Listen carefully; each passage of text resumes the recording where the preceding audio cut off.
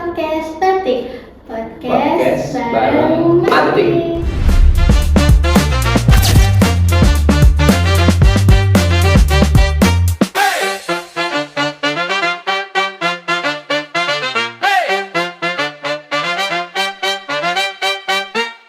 Nah, pada kesempatan kali ini kita ditemani oleh narasumber yang mungkin udah nggak asing ya di lingkungan kampus kita, yaitu ada Bapak Laga selaku pembina Himatika periode 2026. Nah, Bapak bagaimana kabarnya? Alhamdulillah baik.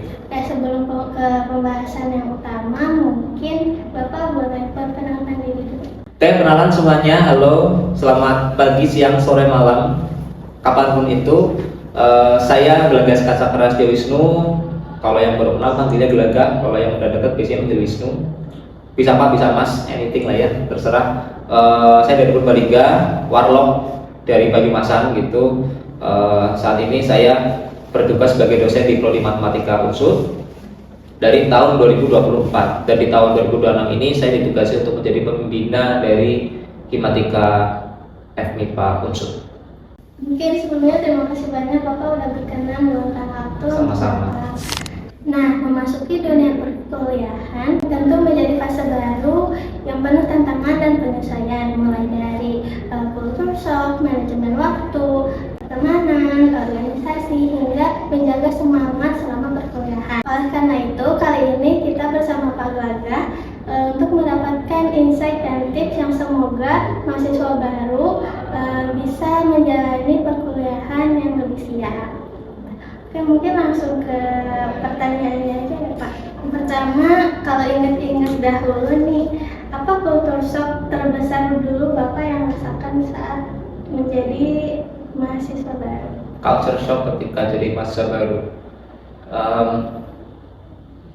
Kalau boleh jujur ya, dulu tuh saya nggak mengalami culture shock sama sekali gitu ya, karena saya orangnya cukup adaptif dan mungkin bila dibilang cenderung apa ya apa adanya gitu loh, tidak tersenggol ketika ada hal yang baru atau ada orang baru yang datang atau ada lingkungan baru. Itu saya cukup sulit untuk terdistract seperti itu. Jadi andaikan mengalami culture shock, mungkin masa baru ketika di S2 ya. Kalau di S1 saya merasa karena itu masih di wilayah Jawa gitu ya, di wilayah Jawa yang masih pakai bahasa Jawa, jadi itu masih familiar buat saya gitu. Kalau untuk culture shock mungkin ada sedikit ya, karena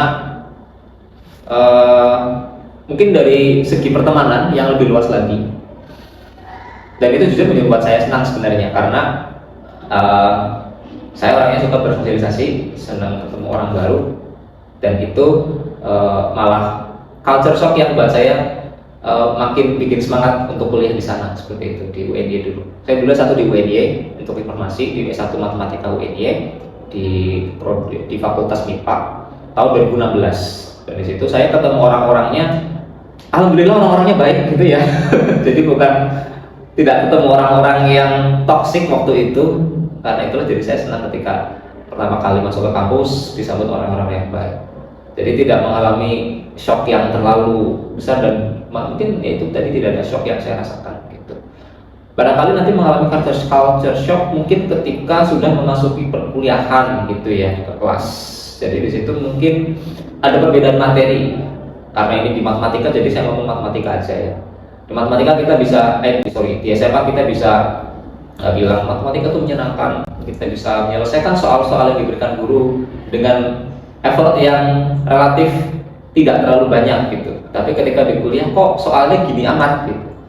Itu sering saya dengar ya, dan saya juga pernah berpikiran seperti itu dulu. Tapi untuk mengatasinya ya tentunya harus belajar gitu, dan harus dipahami bahwa ketika kita belajar di tingkat yang lebih tinggi pasti akan ada kesulitan, dan justru disitulah momen kita belajar. Ketika ada gap pengetahuan dari SMA ke kuliah, disitulah kita harus menutupnya dengan cara effort yang lebih banyak gitu. Mungkin itu sih kalau untuk masalah perkuliahan ya. Mau bawa belajar, satu belajar sendiri, yang kedua berarti cari circle atau bikin circle yang mau untuk diajak belajar bareng. Mungkin itu aja sih kalau untuk masalah perkuliahan. Nah, menurut Bapak nih, apa mentalitas utama yang harus diubah dari siswa ke mahasiswa? Kalau secara akademik gitu ya, kalau dari siswa ke mahasiswa tentunya harus ada perbedaan. Dari namanya aja beda ya. Sebenarnya sama-sama student gitu, tapi ketika di Indonesia itu dikasih mahar. Nah, perbedaannya menurut saya terletak pada, kalau dalam hal akademik, terletak pada tingkat curiosity-nya gitu. Jadi seorang mahasiswa itu harus curious, harus penasaran, harus haus, dan harus apa ya, emang bener kayak gini ya. Selain curious, nanti berarti akhirnya kritis kan ya. Orang yang penasaran pasti bisa melatih kritisnya kayak apa. Nah, ketika orang sudah curious, sudah penasaran dengan sesuatu yang ada di kelas atau mungkin di luar kelas, dia akan cenderung untuk mencari. Dan itu yang harus dimiliki oleh setiap mahasiswa gitu. Karena memang kita punya dosen yang akan mengajari kita gitu ya. Tapi harapannya ketika sudah diajar oleh dosen, mahasiswa bisa mencari sendiri, atau mungkin ya dalam, kalau bahasa anak sekarang, explore gitu ya, bisa explore sendiri. Karena informasi sekarang sudah sangat tidak dibatasi gitu. Kita bisa mendapatkan materi-materi yang sudah di kelas, diberikan di kelas, ataupun belum diberikan di kelas. Dengan melihat RPS, kita bisa melihat kira-kira besok itu dosen saya akan ngajarin apa, itu bisa dilihat di RPS. Dan kita juga bisa menggunakan AI untuk ngintip-ngintip materinya. Kira-kira misal memberikan prompt-nya pengenalan untuk materi X gitu. Ya nanti di situ AI akan memberikan gambarannya. Tentunya itu brainstorming aja ya. Kita harus tetap melihat referensi yang mumpuni gitu, untuk mengecek apakah materi itu benar. Mungkin itu. Itu nyata banget ya di kalangan mahasiswa. Kayak kadang ngerasa kayak, aku belum ikut organisasi, belum ikut gini-gini. Nah, gimana cara menyikapi FOMO itu biar gak burnout gitu di awal kuliah menurut Bapak? Kan di mahasiswa itu kayak ikut organisasi, kadang kayak karena FOMO teman-teman pada ikut organisasi gitu. Oke, saya FOMO dulu. Iya, saya FOMO ya. Kalau jujur saya bukan contoh yang baik untuk sesuatu yang berkaitan dengan akademik ya. Saya kuliah nggak pernah kumlot gitu. Saya kuliah nggak pernah kumlot pilihannya.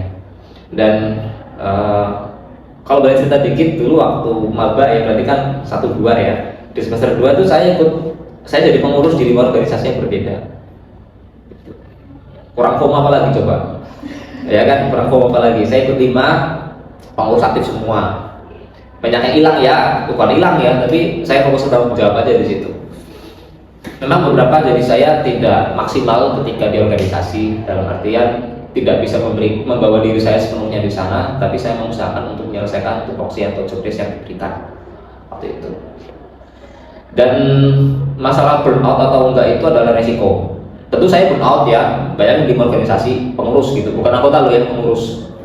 Dan bagaimana cara saya melawan burnout ya? Ya mengingat bahwa itu adalah tanggung jawab yang saya pilih.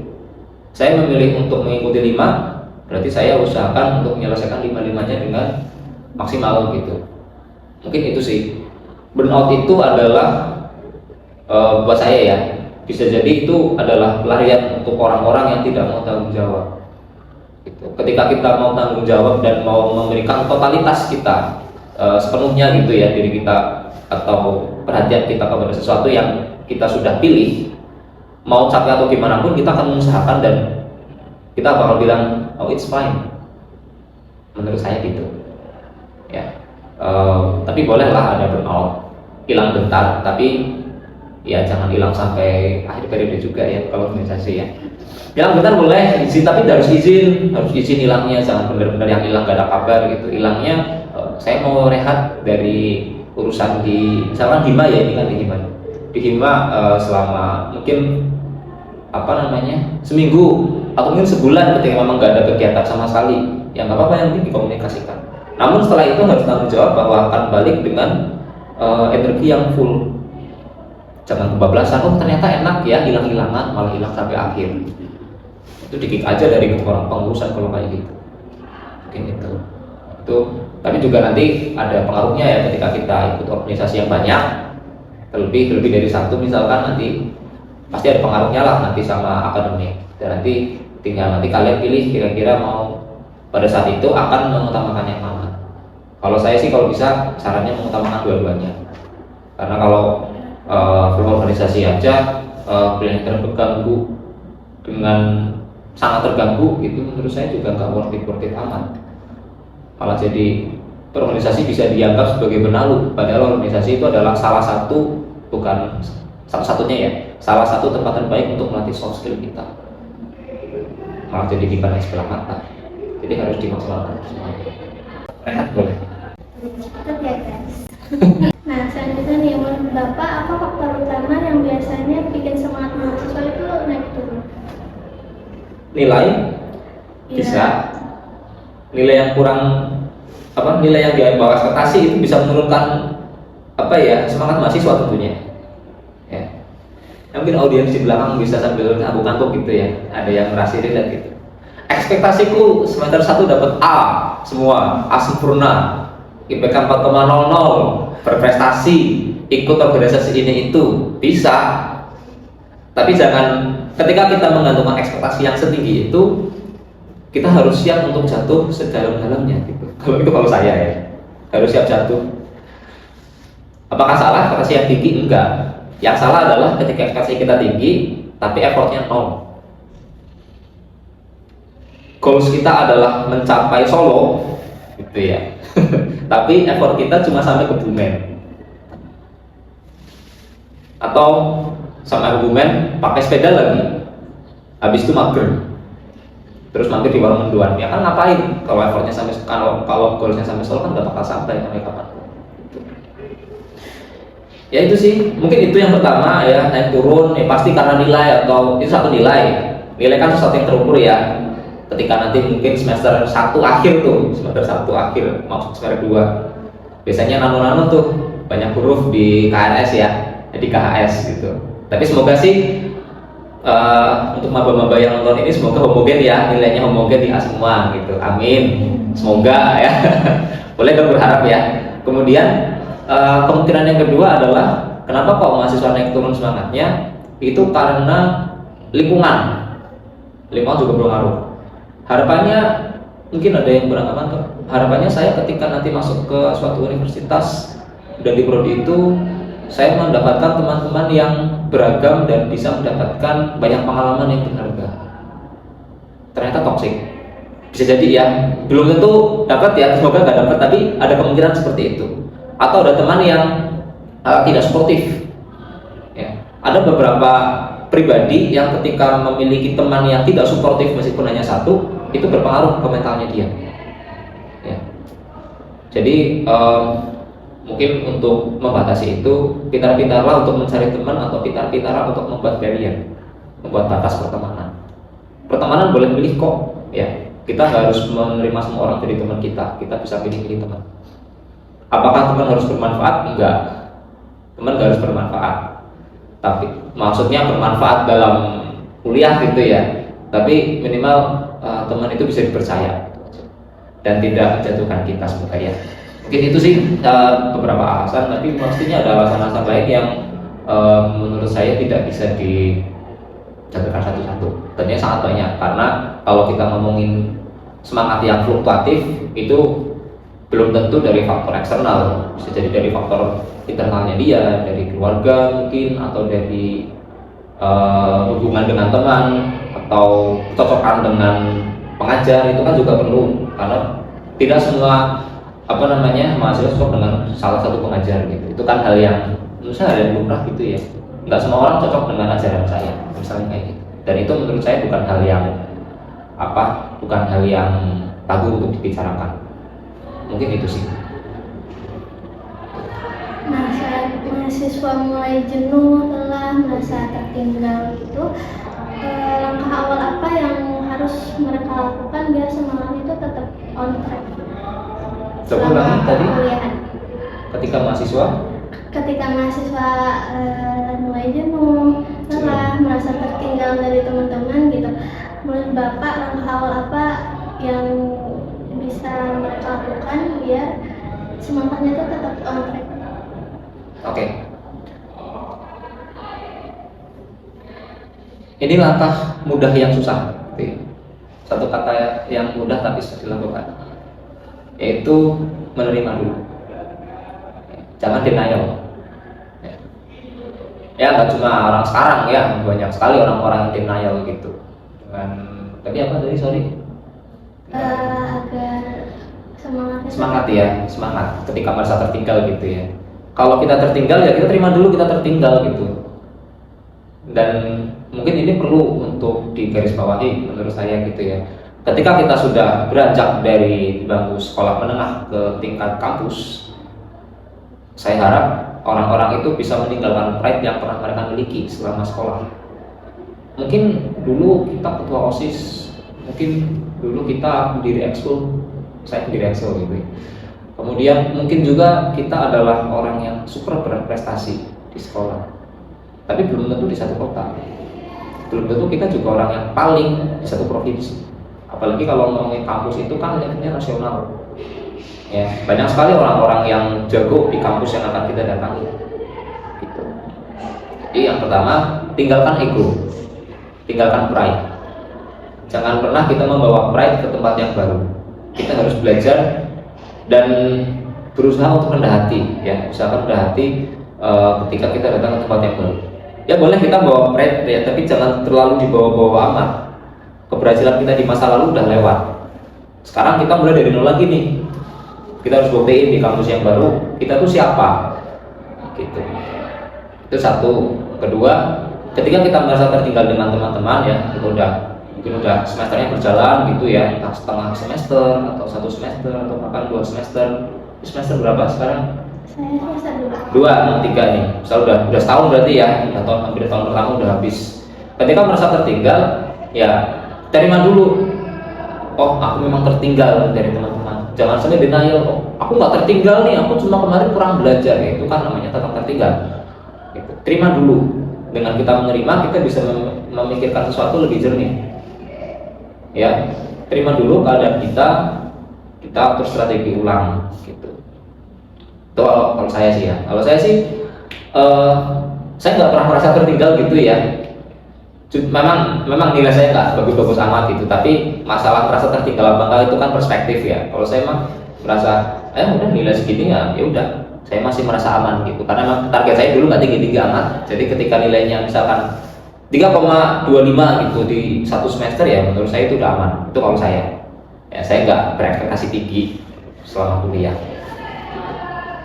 Itu ya, terima dulu. Kemudian setelah menerima, introspeksi itu penting.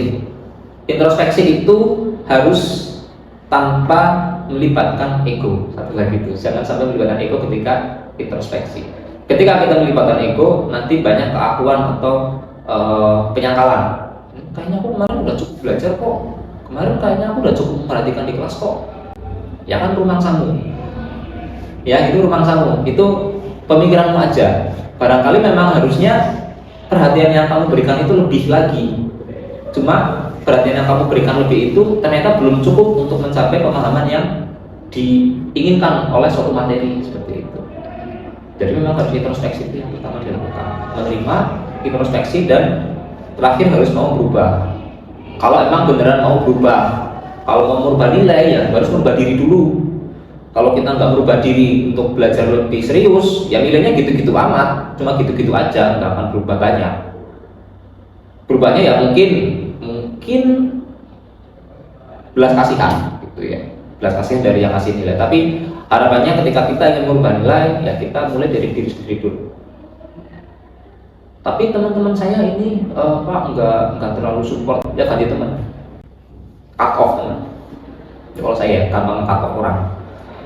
Ngapain kita menjaga sesuatu yang tidak enak gitu? Dalam tanda kutip, ngapain kita menjaga? Kita punya buah nih, ada buah satu yang busuk, masa kita biarin di situ? Kan dibuang kan, biar gak menyebar busuknya. Itu kalau saya sih. Setuju banget Ya. sama pendapat Bapak. Nah, menurut Bapak nih kan banyak kasus maba tuh pas baru masuk kayak ngerasa salah jurusan.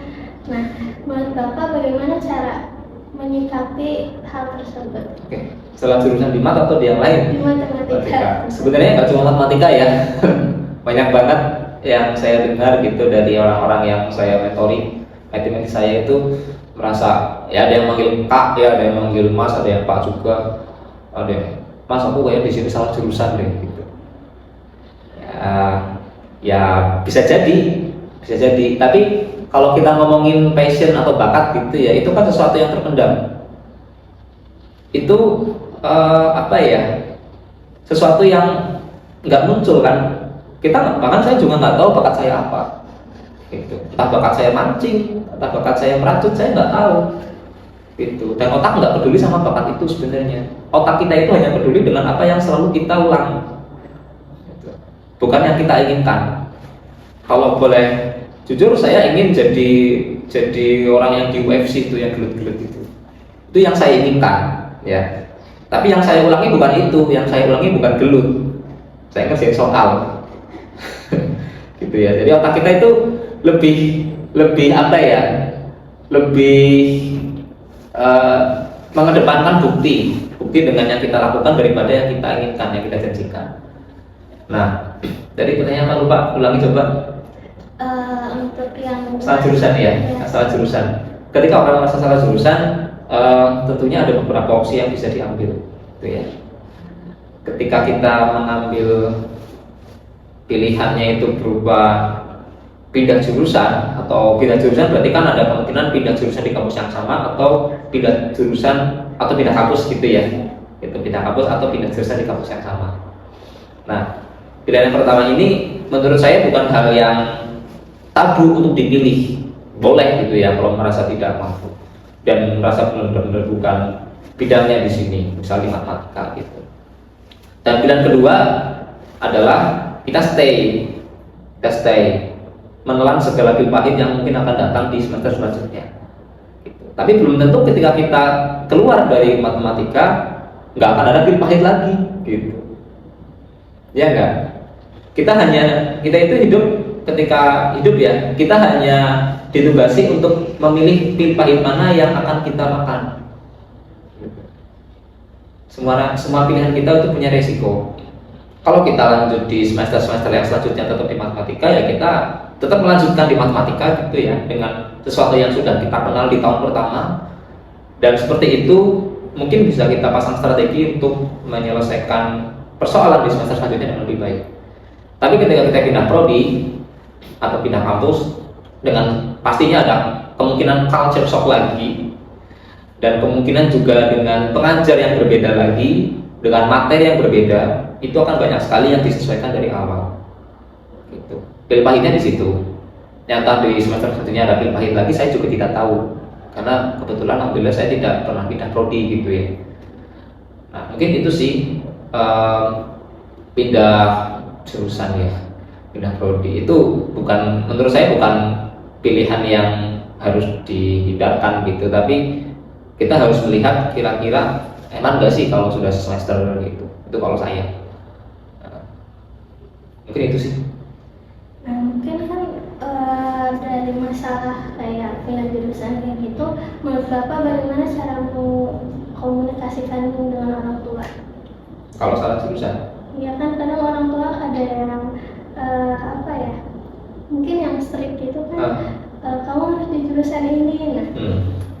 Tapi anaknya ngerasa ini bukan passion aku. Mungkin sebelum datang ke orang tua, ada baiknya untuk datang ke dosen dulu gitu. Jadi tiap mahasiswa kan, kalau di sini ya, saya rasa di kampus lain juga sama gitu, ada sistem pembimbing akademik ya, itu bisa dalam tanda kutip dimanfaatkan gitu ya. Beliau dimanfaatkan untuk berkonsultasi, minimal untuk cerita. Jadi barangkali dari beliau, dari dosen pembimbing akademik yang kalian punyai nanti ya, mahasiswa baru itu akan bisa memberikan bukan solusi ya, tapi memberikan arah kira-kira baiknya seperti apa sih kalau udah seperti ini gitu. Kalau misalkan memang benar-benar harus ke orang tua ya, gimana ya, kalau udah ke orang tua tuh kalau dari saya tuh bergantung ke pribadi masing-masing dari orang tua dan mahasiswa itu sendiri gitu. Jadi saya tidak bisa memberikan saran yang konkret, tapi apapun yang jadi masalah seorang anak akan diketahui oleh orang tua ketika anak mau cerita. Ya, mau nggak mau berarti harus berkomunikasi dengan orang tua, bagaimanapun caranya. Ya, entah anak itu punya komunikasi yang baik atau tidak, selama yang membiayai orang tua ya mau nggak mau kan harus bilang, harus matur ke orang tua, Pak Bu ini saya udah setahun misalkan ya, setahun di sini tadi merasa tidak cocok, bisa langsung orang tua. Atau mungkin kalau misal masalahnya hanya suatu demotivasi, itu kalian bisa coba datangi kakak tingkat. Pasti kan punya lah kakak tingkat kan ya, ini kakak tingkat. Nggak ada maba yang nggak punya kakak tingkat, ya nggak ada maba yang nggak punya kakak tingkat. Datangi kakak tingkat atau mungkin sambat-sambat di Hima gitu. Hima punya ini kan tempat sambat kan, punya ya. Hima punya tempat sambat, jadi dimanfaatkan. Ya, mereka tuh ada untuk kerja, ya, tolong dimanfaatkan. Kalau banyak yang sambat nggak apa-apa tuh ke Hima, karena mereka ada untuk itu. Ya, Hima untuk mewadahi selain minat bakat ya, itu untuk mewadahi masukan atau something lah, apapun itu yang merupakan hal yang bisa diselesaikan gitu ya. Entah dari mahasiswa ada masalah mungkin finansial mau ngobrol, bukan berarti Hima bisa membayari ya, tapi mungkin akan memberikan arahan gitu ya. Karena mau segimanapun jagonya kalian, mereka udah survive lebih lama di sini gitu. Jadi saya rasa mereka bisa memberikan pandangan yang lebih bijak dan lebih luas gitu. Sebelum langsung bilang ke orang tua ya. Barangkali masalahnya bukan dicocok atau enggaknya, tapi mungkin kurang dimotivasi atau tadi tidak bisa menentukan arahnya mau gimana sih untuk menyelesaikan masalah ini. Nah, balik lagi ke lingkungan perkuliahan ya. Kan seringkali ada perdebatan klasik ini kayak mending jadi kupu-kupu atau kura-kura gitu. Kupu-kupu itu kuliah pulang atau kuliah rapat gitu. Jadi sebagai dosen ini bagaimana Bapak memandang hal ini? Saya udah cerita tadi ya. Jadi sebenarnya saya pernah di dua-duanya gitu. Ketika satu saya full kura-kura, jangan sampai kuliah mengganggu rapat gitu. Dulu saya kayak gitu. Makanya bukan satu yang baik ya di dunia perkuliahan. Tapi ketika di S2, karena concern saya adalah mau belajar beneran gitu ya, saya fokusnya di belajar gitu. Bukan kuliah pulang sih, tapi kuliah ngopi, kuliah bukan ngopi, saya nggak ngopi dulu di S2. Kuliah ngafe, tapi nggak ngopi, ngerjain tugas, belajar, pulang, belajar lagi gitu. Ini bukan kupu-kupu banget, tapi kupunya ada tambahannya. Buat saya dua-duanya bukan hal yang jelek, selama memang benar-benar dimaksimalkan dan diseriusi. Saya senang dengan, saya teringat dengan ajaran senior saya dulu. Saya juga pernah jadi maba, tentunya saya pernah jadi adik yang punya senior ya. Saya angkatan 16, yang bersangkutan itu dulu beliau angkatan 2012. Kalian pas berapa tuh dulu 2012? Nah, di momen itu saya pernah ditanyai gitu, mending mana antara jadi, mungkin bukan kura-kura atau kupu-kupu, tanyanya waktu itu ya, kalian pilih organisasi kuliah atau kuliah organisasi atau kuliah organisasi ya. Orang-orang pasti dengan tegas gitu mengatakan kuliah organisasi gitu ya, enggak, pasti gitu kan, pasti gitulah, gak ada yang enggak, kecuali unik ya, kecuali unik. Nah, kalau waktu saya juga ngomongnya kayak gitu, kuliah organisasi Kak. Oh sorry, Mas, bukan Kak.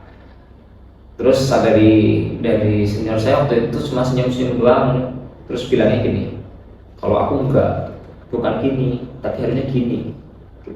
Maksudnya apa? Maksudnya itu adalah kuliah dan organisasi itu adalah sesuatu yang kita pilih. Kita juga boleh pilih nggak berorganisasi, ya. Tapi apapun pilihan kita harus maksimal. Kalau ini kan setengah-setengah, ya. Tadi kan ini setengah-setengah nih. Kita harus maksimalkan dua-duanya. Maksimalkan 100% dalam hitungan kita. Kalau kita pada hari itu bisa fokus kuliah, fokusin kuliah. Kalau kita hari itu bisa fokus kuliah dan organisasi, ya fokusnya dua-duanya. Karena pasti ya kita nggak 24 jam bahas materi kuliah kan. Kita juga nggak 24 jam bahas ilmu di organisasi. Kita juga nggak 24 jam bahas proker. Proker juga nggak sejumlah 365 kan. Ya, jadi proker itu terbatas ya. Meskipun hitungannya banyak ya, mungkin bisa 60, 70 itu setahun. Ya. Dan di situ buat saya kita bisa memaksimalkan dua-duanya. Ada contoh, bukan saya, ya sekali lagi bukan saya. Ada contoh senior saya dulu ketua BEM, cum laude 3,9. Jadi possible, gitu ya. Itu possible. Meskipun nggak semua orang mampu, jelas, karena butuh effort yang lebih banyak, gitu ya. Tapi itu mungkin, selama punya niat dan kegigihan yang cukup untuk melalui itu. Ya, gak kebayang berapa waktu dia habiskan untuk begadang. Gak kebayang, saya juga nggak bisa bayangin. Saya aja 5 organisasi jadi staf keteteran kan. Ya, kuliah agak-agak terbengkalai waktu itu semester 1, 2, semester 2, 3. Tapi ya sudah, pilihan saya adalah memaksimalkan semuanya meskipun pada akhirnya hasilnya nggak maksimal ya. Itu adalah semaksimal yang saya dapatkan dan itu adalah hasil yang saya petik. Hasilnya tidak itu pernah di bawah 2 IPnya, pernah di bawah 2, dan menurut saya itu bukan suatu aib sih, itu suatu pelajaran. Ternyata kapasitasku belum sampai untuk memaksimalkan semuanya dalam taraf yang ideal. Itu pelajaran yang saya dapatkan. Jadi nggak ada kata gagal, yang adanya itu kata belajar, kata berhasil dan kata belajar. Mungkin itu. Lalu bagaimana cara Bapak menyusun skala prioritas? Kayak kapan waktunya untuk organisasi, kapan mulainya untuk fokus akademik gitu. Saya tergantung mood. Ya, jadi nggak ada skala prioritas yang harus dijadwal. Dulu pernah saya bikin jadwal, guys ya, bikin jadwal bukan pakai HP, tapi dulu pakai buku batik, tahu nggak? Ya, buku batik itu yang batiknya miring-miring gitu ya, yang desainnya miring-miring. Warnanya biru, tebal, itu 100 halaman. Itu saya dalam 100 halaman itu buku yang kecil, tapi yang seginian lah. Di buku yang kecil itu saya selalu tulis per bulan, itu ya per bulan. Jadi di situ ada 24 jam. Karena saya belum tahu ada jadwal di HP waktu itu, saya agak kaget. HP-nya juga belum yang kayak sekarang. Di buku itu saya tuliskan dari jam 7 sampai jam 20. 7 sampai 20 kalau nggak salah ingat ya, atau 21 gitu. Dan itu saya pisahkan per jam, 7 sampai 8 di halaman yang sama ya. Misalkan ini hari apa? Kamis ya. Kamis tanggal 25 misalkan. Kamis tanggal 25 Juni 2026. Itu udah ada jadwalnya tuh. Hari Senin di jam 7 sampai sekian, terus sampai jam 20 sampai 21. Saya agak lupa sampai jam berapa. Tapi kalau nggak salah sampai dari jam 7 atau jam 6 awalnya. Itu udah ada kegiatannya apa aja. Jadi ketika ada yang janjian minta janjian untuk ketemu atau mungkin ada keperluan buat rapat atau untuk ucap kelompok, saya lihat jadwal dulu di situ. Kalau misal kosong, saya bisa tuliskan agenda di situ. Kalau enggak, ya mohon maaf, mungkin bisa next, bisa digeser jamnya, dimajukan, dimundurkan atau ganti hari. Dulu saya kayak gitu. Jadi semua kalau saya prioritasnya itu selain deadline ya, selain deadline atau mendesak atau tidaknya suatu kepentingan, itu saya lihatnya dari mana dulu yang ada di jadwal gitu. Kayak kalau udah ada di jadwal kan nggak mau harus didatangi atau harus diselesaikan gitu sih. Mungkin itu.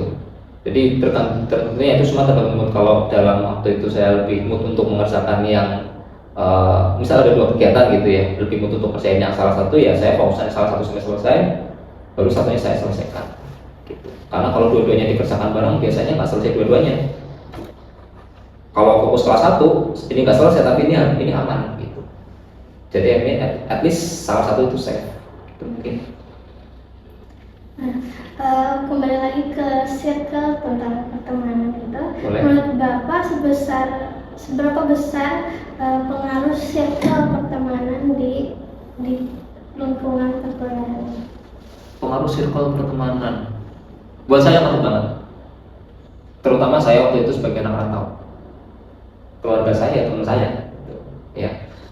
Mungkin beda cerita ketika agak beda cerita ketika warlock gitu ya. Tapi ketika saya merantau, keluarga saya adalah teman saya, entah itu teman di kelas atau teman di organisasi atau teman di organisasi daerah. Kan ada tuh kayak paguyuban ya, di sini paguyuban ada kan? Ada paguyuban ya. Misalkan kalau dulu sih di UNY itu ada namanya Porsimangga, Forum Silaturahmi Mahasiswa Purbalingga, Porsimangga UNY. Isinya ya anak-anak Purbalingga yang kuliah di UNY, ya, gitu. Itu tempat saya, salah satu tempat saya pulang ya, selain Hima sama teman-teman main. Nah, tentunya itu sangat ngaruh ya, bagaimana kita memilih circle, bagaimana kita memilih siapa saja yang jadi teman kita, siapa yang kita izinkan untuk datang di kehidupan kita untuk menjadi seorang yang disebut teman. Itu ngaruh banget. Apa? Karena kalau kita ada suatu istilah gitu ya, jadi ketika kita dekat dengan penjual parfum, tahu kan? Ya, kita akan at least kita akan kecipratan wanginya. Tapi kalau kita dekat dengan seorang pandai besi, kita akan kecipratan mungkin entah bau besinya atau bahkan kecipratan apa itu, apinya ya, bisa kecipratan apinya. Dan barangkali. Dan tentunya di kuliah itu akan sangat berpengaruh. Mungkin ada beberapa orang yang memang memiliki kapasitas untuk membatasi itu, meskipun punya teman-teman yang mungkin agak unik gitu ya, dia yang tidak terpengaruh. Ada yang seperti itu, tapi tidak menutup kemungkinan suatu saat dia juga akan ikut terpengaruh. Contohnya aja, ada teman-teman yang awalnya tidak merokok, dekat dengan perokok, akhirnya dia ikut merokok. Nah, kebetulan saya yang bertahan sampai sekarang, banyak perokok, tapi saya sampai sekarang tidak jadi perokok. Seperti itu, sangat ngaruh. Jadi juga tetap harus melihat kira-kira selain pilih-pilih ya, kita juga harus tahu kira-kira kalau kita itu berteman dengan yang seperti itu, kita bisa tetap bertahan seperti ini atau bakal ngikut. Ya syukur kalau ngikutnya baik, kalau kurang baik kan kita yang rugi. Gitu. Mungkin itu sih. Balik lagi ke akademik. Nah, menurut Bapak selain fokus ke nilai akademik, kayak menurut Bapak tuh pengembangan diri seperti apa yang sebenarnya wajib dicicil sama maba biar mereka tuh dari awal semester punya value yang lebih? Skill minimal yang harus diasah itu adalah komunikasi. Minimal banget komunikasi. Ya. Bukan berarti saya pernah melihat cutting-cutting yang komunikasi jelek, itu enggak. Tapi komunikasi itu adalah basic skill yang harus dimiliki oleh seseorang, terutama orang yang sudah berkuliah. Kenapa komunikasi penting ya? Gimana kita bisa jadi seorang public speaker kalau kita komunikasinya jelek? Ya kan? Gimana kita bisa menjadi seorang yang bekerja dalam satu tim kalau komunikasi kita nggak lancar? Masa cuma nunjukin hasil gini doang, cuma diam kan nggak bisa, harus cerita juga. Ya, kalau kita ngomong ke dunia kerja ya seperti itu. Jadi minimal harus melatih skill komunikasi. Ya, entah dengan sama teman dan mungkin bisa dilatih dengan dosen gitu ya. Atau mungkin dengan ketika ada ada pertemuan dengan cutting, itu juga ada skill komunikasi yang perlu diasah di situ. Semakin banyak kita bertemu orang dan berkomunikasi dengan orang, secara otomatis seharusnya skill akan terasah komunikasi. Satu, kedua, mungkin ada yang tanya gimana biar kita cepat untuk melatih skill-skill yang lain, soft skill yang lain. Nah, tadi saya di awal udah naspil gitu ya, bahwa organisasi adalah salah satu, bukan satu-satunya ya, garis bawahi, salah satu tempat untuk melatih diri dalam hal meningkatkan soft skill. Hard skill juga bisa sih, tapi mostly soft skillnya diasah di dunia organisasi. Salah satu. Tapi belum tentu ketika orang berorganisasi dia akan mendapatkan benefit. Ya, seringkali alasannya adalah karena dia nggak aktif, hilang-hilangan. Organisasi itu akademik gitu ya. Jadi ketika kita mau belajar dari organisasi, kita mau ngambil manfaat dari dia, kita harus ngasih dulu, harus kerja dulu, baru nanti kita dapat benefitnya. Nah, gitu. Jadi ada yang mungkin ada berpendapat, aku pernah ikut organisasi, aku pernah ikut himatika, tapi di sana aku nggak dapat apa-apa. Ya berarti itu aja nggak aktif. Ketika kamu aja yang hilang-hilangan, atau barangkali kamu nggak proaktif untuk mengikuti kegiatannya. Jadi ya dapatnya zong. Mungkin itu ya.